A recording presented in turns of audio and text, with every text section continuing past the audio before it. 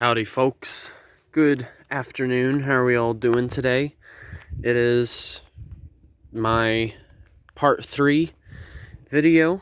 So I'm over at the Calusa Heritage Trail located in Pineland, which is essentially on northern Pine Island. Now, where I'm basically standing at is a very important historical site for many reasons. So where we are is Pineland. That's like the modern name. But essentially where I'm standing, this used to serve as sort of like a Calusa threshold. You know, that this is one of their settlements. And essentially Pineland was their capital. Like, this is where it all was. You know, like, this is where the chief stayed. Now, what's actually fascinating is back during their time, which was roughly 1,000 years ago, when they were first making their appearance here. I mean, obviously, other Native Americans were here prior to that, as far back as 2,000 years, but it really wasn't until 1,000 years ago till the Calusa were a very well recognized tribe. Now, going back to what I was saying, this particular settlement used to be called Tampa. Crazy, isn't it? Even though we're not even near Tampa. But this is what happened. When European settlers made their way in here, or through here, I should say, they mistakenly named the settlement Tampa when they were further up north. So, pretty much it just stuck from then on out. Now, what's particularly neat about the Calusa tribe is they had a very wide range, you know, in terms of how much land they were in charge of. They were practically in charge of most of southwest Florida. You know, their range was all the way from Cape Canaveral, which is on the Atlantic side, all the way down to Miami, and even the Keys as well.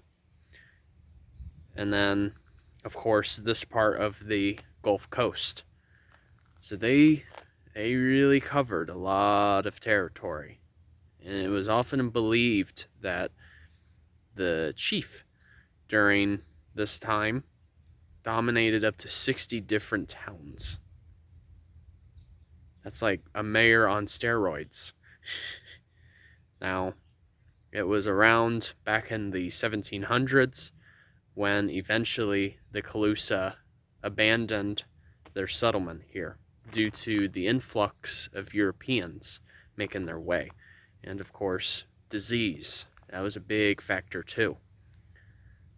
But the history here, though, is not forgotten. So here it talks a little bit about the Calusa society itself. So yeah, they're very well known for their earthworks. So practically hunting for them was very easy. You know, considering that they were right next to the ocean, there was plenty of invertebrates that they could feed on, and even mammals too that swam, whether it be dolphins, manatees, and among others, even our fishes.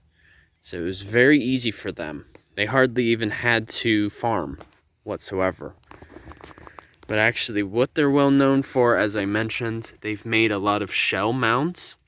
And actually, the one I'm standing next to is one of the largest well-known Calusa mounds near me. And it is right here. This is it. This is one of the only mounds in this part of Florida that is comparable to that of Mounds Key in Fort Myers Beach. And I believe the other one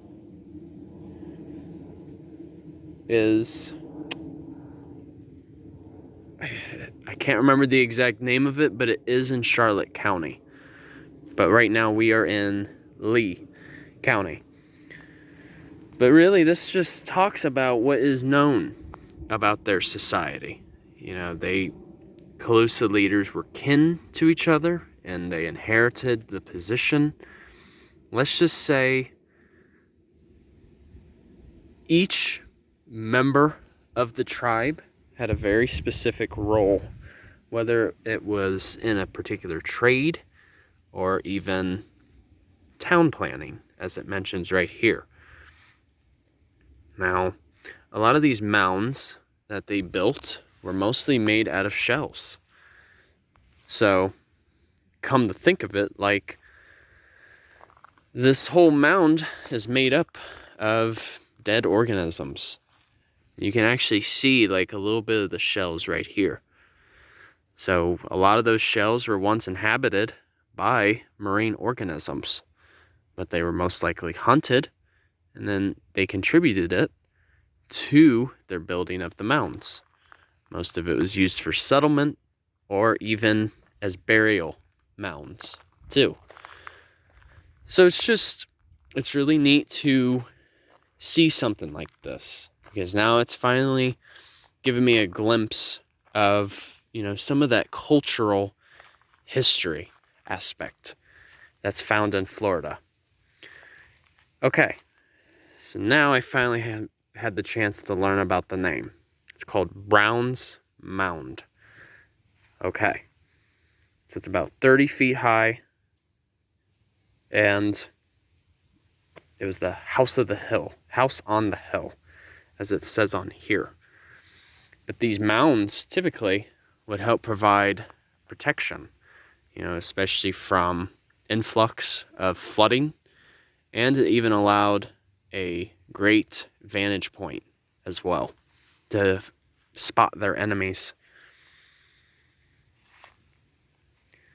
But it's just remarkable, you know, like these people back in their day, they knew how to really make use of what they had. And like I said, you know, they really did not have to farm that much, because most food was very easily accessible out here. And I think the most ironic thing is nowadays, Pine Island is actually well known for farming, you know, especially when it comes to harvesting palm oil. That's what I noticed as I was driving through here.